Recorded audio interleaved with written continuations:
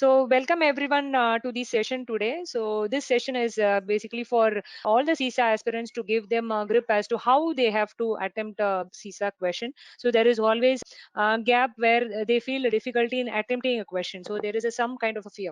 So to just get out of the fear and to understand how they have to read the question, how they have to attempt. So this session we will take up some practice questions and I will explain it to you as to how you have to go through the question, how you have to attempt, how you have to read a question, and what is the process that you should follow during the process of attempting the answers.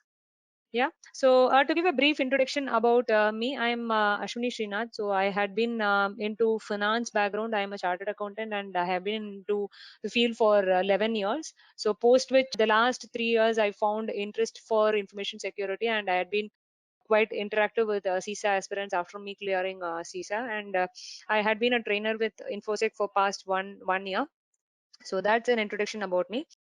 So to give an introduction about the CISA, I'm sure that everyone is aware of what is CISA and how the examination is conducted. So before that, to give a feel as to how a CISA examination is that and how you have to attempt, just give a brief introduction about it.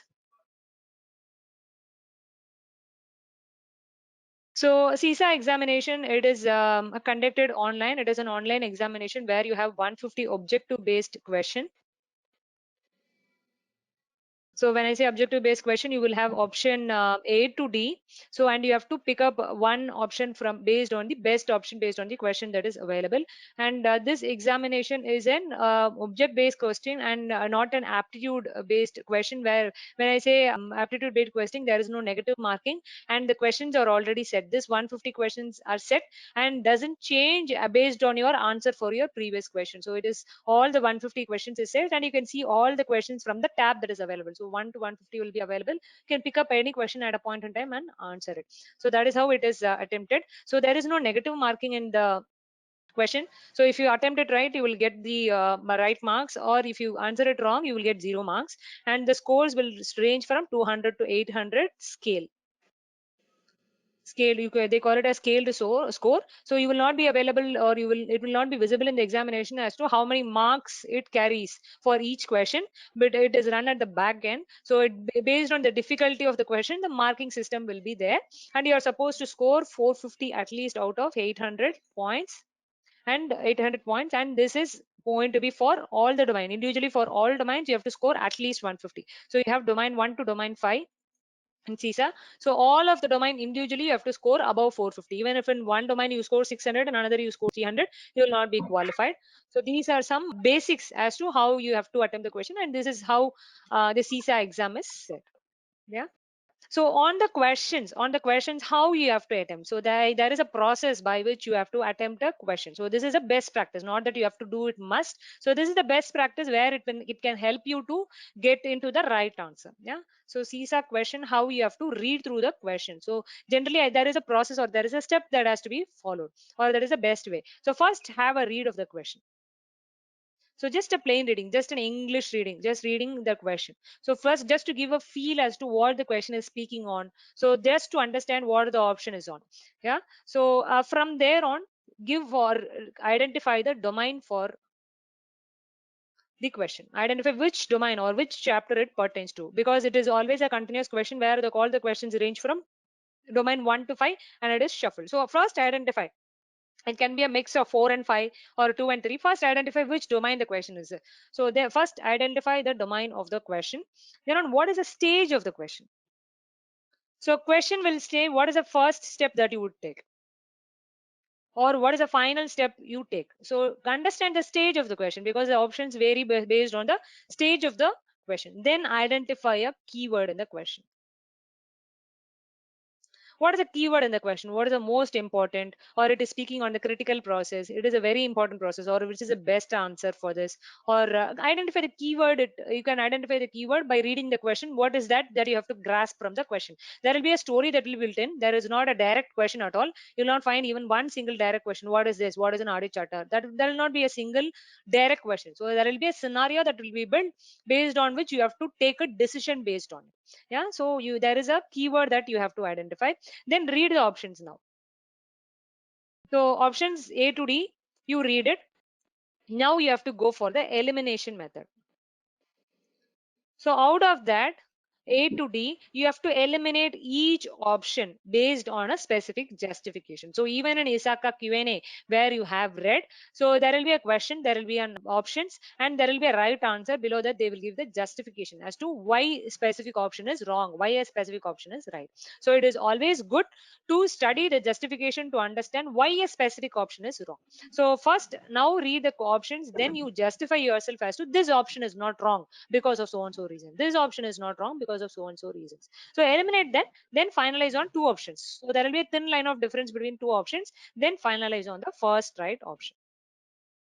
So follow this process for each question. Some question will find it very easy. Even though the question is very easy, follow this step. So it will help you because when you write in the examination, it'll be more of an tensed state. So where you can the option or the possibility of going wrong is very high because of your pressurized scenario. In the first 150 or 30 questions will be in a very different mindset. So always have this process. Have this process when you attempt the question. So this is the process that I generally suggest for my students to follow this process diligently for each of the questions.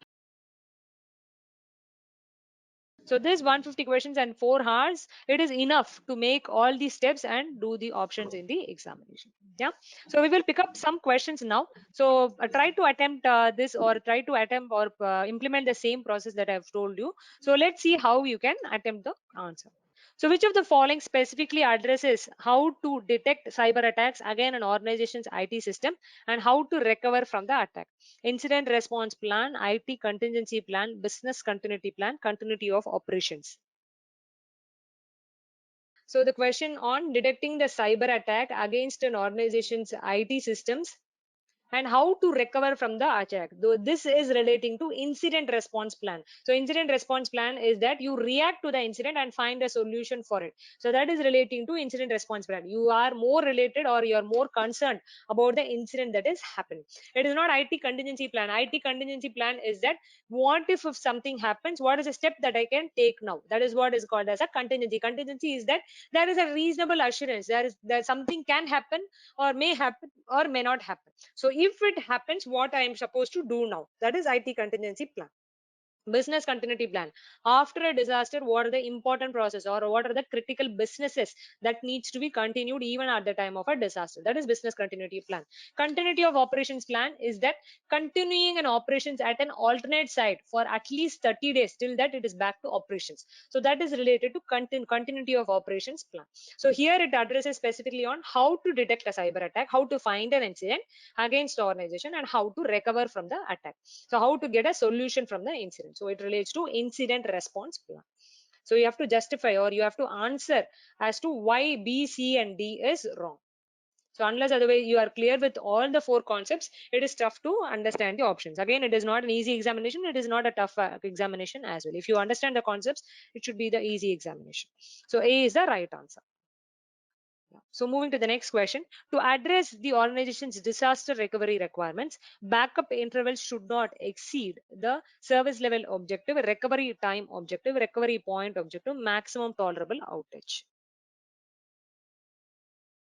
So the question relates to backup intervals should not exceed the recovery point objective. It relates on backup principles which relates to data loss. So it relates to C option, recovery point objective. Moving to the next question, which of the following is the best method for determining the criticality of each application in the production environment? Interview of application programmers, perform a gap analysis, review the most recent application audits, perform a business impact analysis.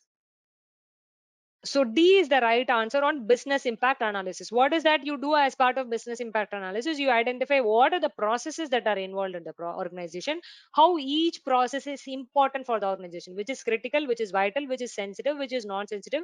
You define a specific process under these four categories so that it forms the basis for BCP, so that you initiate a proper level of security or you have a proper level of access or proper level of whether hot side or warm side or cold side, you appropriate controls that you place on it. So based on BIA, you identify how critical each process is to the organization. So which of the following is the best method for determining criticality is the business impact analysis. So D is the right answer for this question. So that is the questions that I have now. So hope with this you will be able to attend at least have an understanding as to how you have to read a question, how you have to attempt a question, how you have to justify the question, and how is that you have to prepare yourself for the concepts. Thanks everyone.